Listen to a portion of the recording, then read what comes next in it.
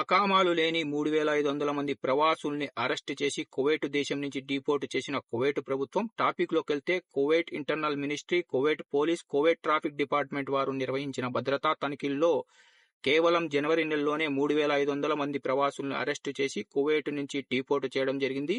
ఇందులో అకామాలు లేని వాళ్ళు, కఫీల దగ్గర నుంచి పారిపోయిన వాళ్ళు, ఇల్లీగల్ గా పనులు చేసుకుంటున్న వాళ్ళు, వీసాలు ఎక్స్పైర్ అయిన వాళ్ళు, నివాస కార్మిక చట్టాన్ని ఉల్లంఘించిన వాళ్ళు, మోస్ట్ వాంటెడ్ క్రిమినల్ ఉన్నట్లు అధికారులు స్పష్టం చేశారు. కువైట్లో ఈ భద్రతా తనిఖీలు కొత్త ఏమీ కాదు. గత 2 సంవత్సరాలుగా కువైట్లో భద్రతా తనిఖీలు నిర్వహించి లక్షలాది మంది వివిధ దేశాలకు చెందిన ప్రవాసుల్ని అరెస్టు చేసి డిపోర్ట్ చేయడం జరిగింది. కువైట్లో శాంతి భద్రతలు నెలకొల్పడానికి, లేబర్ మార్కెట్ను కంట్రోల్ చేయడానికి, చట్టాలను అమలు చేయడానికి ఈ అరెస్టులు చేసి డిపోర్ట్లు చేస్తున్నట్లు అధికారులు వెల్లడించారు.